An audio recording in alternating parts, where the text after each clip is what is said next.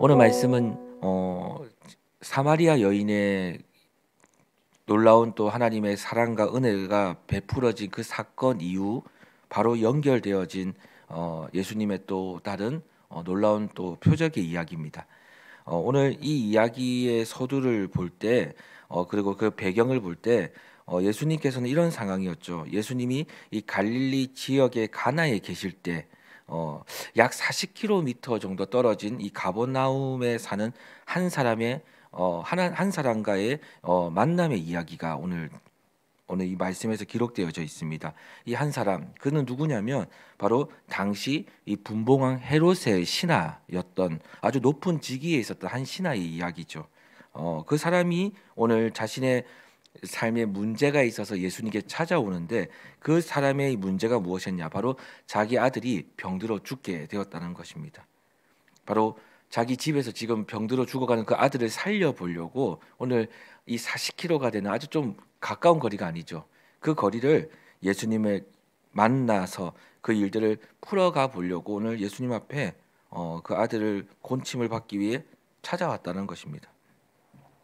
그는 오늘 이 사건에 있어서 분명히 그의 신분과 그의 직위를 볼 때는 결코 그 스스로 올 만한 이유가 그렇게 많이 없었습니다. 사실 아랫사람이나 종들을 보내서 예수님을 모셔올 수 있는 방법들도 선택할 수 있었겠지만 그는 그렇게 하지 않았죠. 그는 직접 예수님을 찾아옵니다. 근데 오늘 여러분 이 먼 거리를 그가 찾아와서 예수님 앞에 오늘 자신의 사정을 이야기하죠. 내 아들이 지금 너무 아파서 지금 죽게 되었는데 빨리 우리 집으로 가셔서 빨리 제가 있는 곳에 함께 가셨으면 참 좋겠습니다라고 말씀하시니 예수님이 그에게 이런 말씀을 하세요. 뭐 큰 이야기도 아닙니다. 그냥 아주 간단한 이야기를 하죠. 그 사람을 따라가지 않겠다는 의사를 표현하시면서 이렇게 얘기해요. 가라, 내 아들이 살아 있다. 네 아들이 살아 있다. 이 말을 그냥 하시고 그를 돌려보내십니다.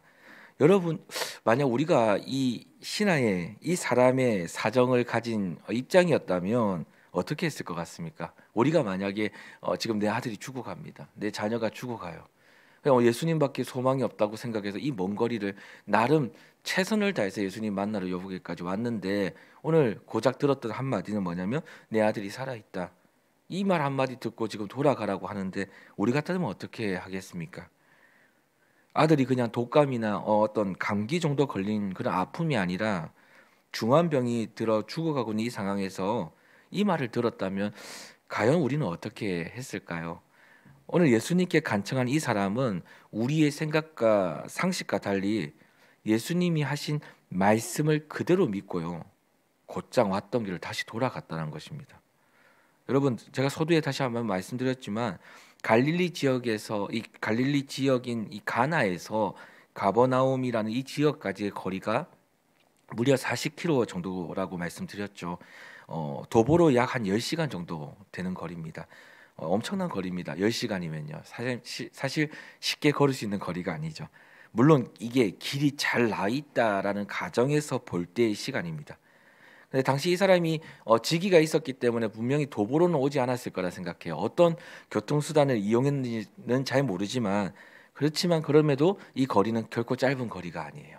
쉽게 갔다 올 수 있는 거리가 아니었을 겁니다. 자기 아들을 어떻게든 살려야 한다는 이 간절함에서 시작된 여정이었죠.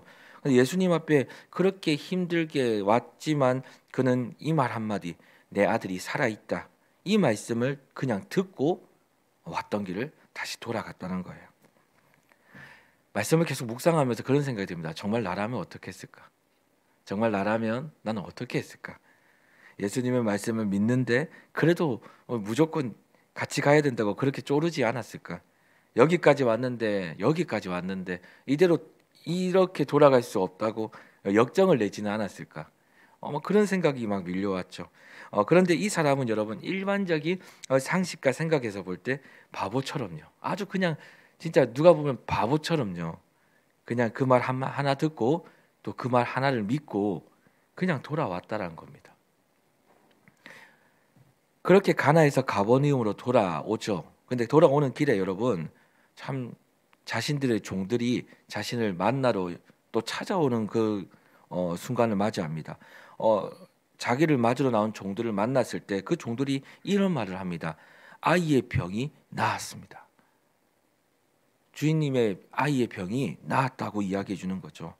그러자 그 사람이 종들에게 물어봐요. 열이 떨어지는 시기가 언제였는지, 병이 나은 때가 언제였는지를 물어봅니다. 종들은 어제 7시 정도 되었다라고 이야기해요.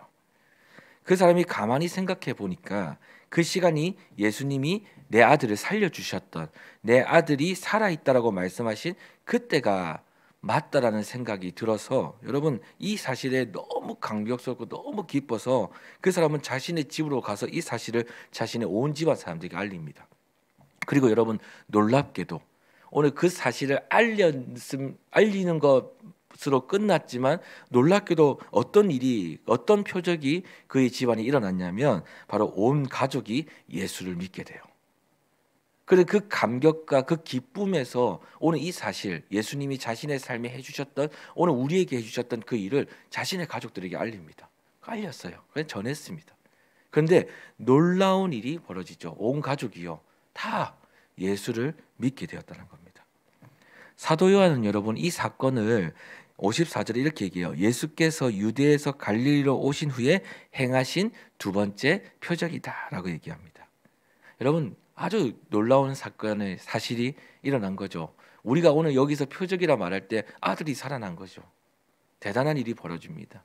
우리가 그것을 표적이라고도 때로 말하려 하는데, 여러분 오늘 이 말씀을 묵상하면서 한번 이 질문을 여러분과 제가 고민해 보았으면 좋겠다고 생각을 했습니다. 뭐냐면 우리가 믿는다고 말할 때, 무언가를요, 우리가 누군가를 믿는다고 말할 때 과연 진짜 우리가 믿는 것은 무엇인지, 오늘 이 사건을 한번 토대로 한번 생각해 보자는 거죠. 우리가 진짜 믿는 것은 무엇인지를 한번 생각해 보셨으면 좋겠습니다. 당시 여러분 이 갈릴리 사람들은 예수님이 자신의 동네에 오신다는 소식을 들었을 때요, 모두가 다 나와 예수님을 영접했죠. 오늘 본문을 보니까 그렇습니다. 그런데 실상 그들이 예수님을 영접한 이유를 보면요, 그들은 예수님을 자신의 구원자, 그리고 자신들의 삶을 다시 생명으로 바꿔주시는 그런 메시아로 그 예수님을 영접한 것이 아니었다는 것을 알게 됩니다. 뭐냐면 예수님이 예루살렘에서 행하셨던 그 표적을 자기들도 보았다는 거예요. 근데 그런 예수님, 그 표적을 행하시는 예수님이 오늘 자신의 동네에 오신다니까 얼마나 좋겠습니까? 무슨 생각을 했을까요? 그 표적들이 자기들에게도 일어날 수만 있다면 얼마나 유익할까? 우리 삶에, 내 삶에, 우리 동네에 예수님이 지금까지 하셨던 모든 일들, 그 표적들이 우리 동네에서 일어나면 얼마나 좋겠나? 그게 얼마나 유익할까? 그것을 기대하고 예수님을 영접했다는 거예요. 예수님이 우리의 인생의 근본적인 문제를 아주 정말 메시아로, 그리스도로, 우리의 구원자로 이 자리에 오셨다는 것, 그 사실을 가지고 예수님을 영접한 것이 아니라 오늘 내 삶의 문제를 해결해 주실 것에만 집중되어 예수님을 영접했다는 거예요. 여러분 우리가 만약요 눈에 나타나는 표적만 기대하고 또 그것만 찾게 되면요, 하나님이 우리에게 주시는 진정한 믿음을 때로는요 얻지 못할 때가 있습니다. 우리가 눈에 보이는 것에만 집중하게 되면요, 고난을 해결받는 데에만 만족하는 게 아닌 진정한 구원을 얻는데 우리의 믿음이 향해 있을 때는 여러분, 하나님이요 우리가 눈에 보이지 않는 것뿐만 아니라 눈에 보이는 그 모든 것까지도 책임져 주시는, 해낼 수 있는, 감당할 수 있는 믿음을 주시는데, 우리가 눈에 보이는 그 표적에만 집중될 때는 그것이 온전한, 정말 하나님이 진짜 주시고자 하는 믿음, 그 온전한 믿음을 때로는 얻지 못할 때가 있다는 것이죠. 하나님이 우리에게 믿음을 주실 때 하나님은 이 방법을 보편적으로 우리에게 선택하세요. 어떤 방법이냐면, 다양하게 믿음을 주는 경로는 다르겠지만 하나님이 또 보편적으로 아주 일반적으로 우리에게 주시는 경로가 있습니다. 선택하는 경로가 있는데 그것이 바로 무엇이냐면 말씀입니다. 하나님 말씀이에요. 오늘 우리가 듣고 있는 이 말씀이죠. 로마서 10장 17절 말씀에 이런 말씀이 있습니다. 그러므로 믿음은 들음에서 나며 들음은 그리스도의 말씀으로 말미암았느니라. 오늘 아들을 살리기 위해 예수님을 만나러 먼 길을 달려온 신하에게 예수님이 먼저 주신 것은 바로 무엇이었냐면 말씀이에요. 말씀이에요. 내 아들이 살아있다. 그는 그 말씀을 들으니 어떡합니까? 곧장 다시 살아났다고 말한 아들을 만나러 돌아갑니다. 다시 살아났더라고 예수님이 말하신 그 아들을 만나러 돌아가는 거죠. 여러분, 우리가 믿는 믿음은 바로 하나님의 말씀을 믿는 것입니다. 그리고 이 아들 예수님의 말씀을 믿는 것이죠. 예수님의 말씀은 여러분, 구약에서 하나님이 우리에게 약속하신 말씀을 확증해 주시고 풀어 주신 말씀입니다. 그러니 예수님의 말씀, 그 누구의 말씀이냐? 이 당시 예수님의 말씀. 그리고 우리가 믿는 그 예수님의 말씀은 바로 하나님의 말씀이죠. 왕의 신하가 예수님의 말씀을 듣고 믿었을 때 아들의 병이 나았던 것처럼, 우리도 예수님의 말씀을 듣고 믿을 때 우리의 삶에 놀라운 역사를 경험하게 된다는 것을 오늘 말씀을 통해 우리에게 알려주고 있는 거예요.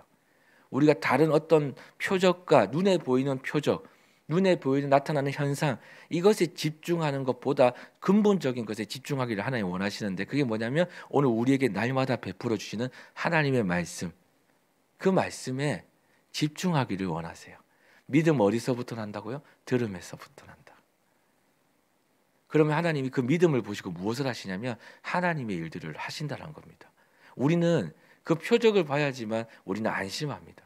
나타나는 문제가 해결될 때 우리는 그때서야 이것이 믿음이었구나라는 것을 깨닫게 되죠. 그런데 실상적으로 그것을 믿음이라 말하기에는 충만한, 하나님 입장에서 볼 때는 충만한 믿음, 온전한 믿음이라 할 수 없는 것이죠. 왜냐하면 이 원리가 있는 것입니다. 말씀을 듣고 믿음을 주시는데, 그 말씀을 받아들일 때 하나님이 믿음을 선물로 주시는데, 그 이후에 하나님이 자신의 일들을 그 믿음을 보시고 한다는 것이죠.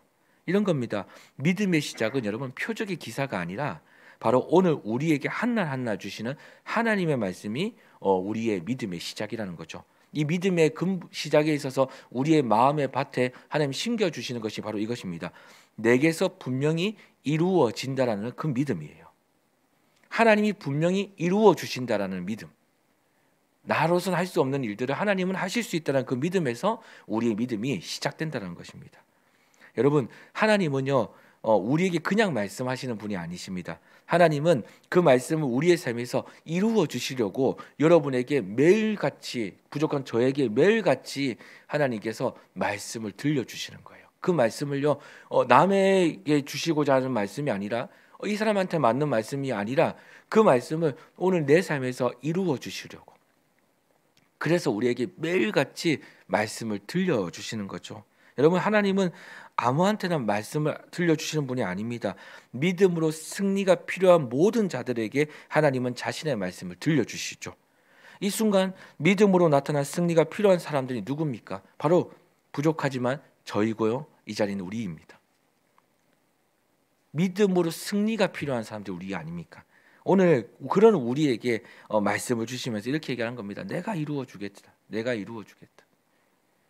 그러니 너는 하나님만 바라보고 말씀이 들려질 때 이미 이 말씀이 내 것이라고, 내게 이루어졌다라고 믿고 그 말씀을 들으라는 거예요.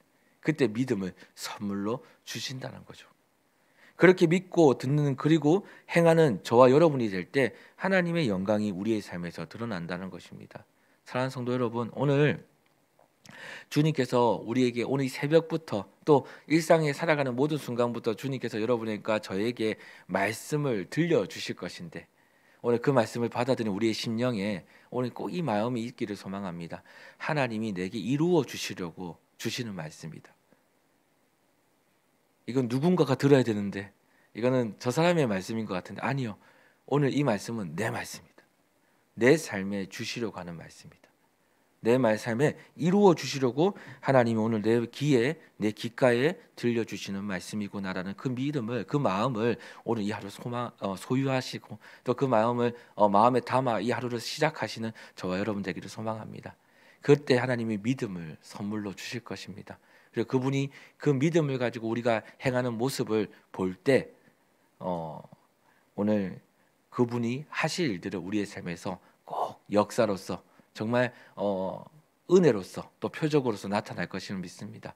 하나님의 그 역사와 기적은요 이때만 나타난 것이 아님을 믿습니다. 오늘 우리의 삶에도 지금 우리의 인생 속에서도 하나님 지금 그렇게 일하고 계심을 또한 믿습니다.